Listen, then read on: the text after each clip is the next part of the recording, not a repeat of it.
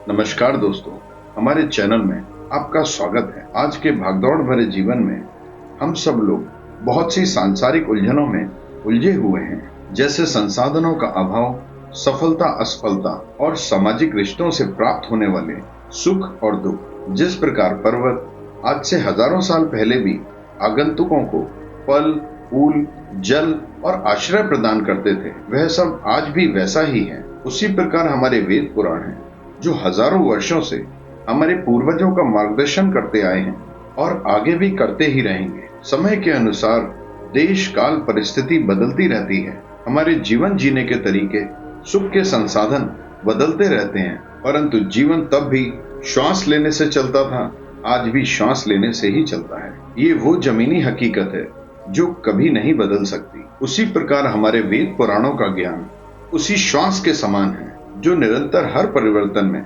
समय अनुरूप ही मार्गदर्शन प्रदान करते हैं। वेदों की वाणी है ही इतनी अलौकिक कि उसके हजारों अर्थ निकलते हैं। जिस प्रकार भूत, वर्तमान और भविष्य केवल इंसान को प्रभावित करता है, परंतु ईश्वर के लिए समय का कोई मतलब नहीं। हमारे लिए समय का मतलब है, क्योंकि जीवन की डोर एक श्वास से शुरू होकर अंतिम श्वास तक जाती है, परंतु परमात्मा के लिए ऐसा कोई बंधन नहीं है। इसलिए ये वेद पुराण तब भी उतने सार्थक थे जब आप किसी और शरीर में हजारों साल पहले श्वास ले रहे थे, और अब भी उतने ही सार्थक हैं जब आप इस शरीर में हो। इसलिए वेद पुराणों के अध्ययन का सफर शरीर का नहीं है, आत्मा का है। यह शरीर तो बार बार आपको उस आत्मा के आत्मज्ञान के लिए मिलता है, और जिस दिन आपका उस आत्मा रूपी परमात्मा से परिचय हो जाता है, तो जिस प्रकार एक नदी के समुद्र में गिरने के बाद उसके जल में कोई भेदभाव नहीं कर सकता, ऐसा ही विलय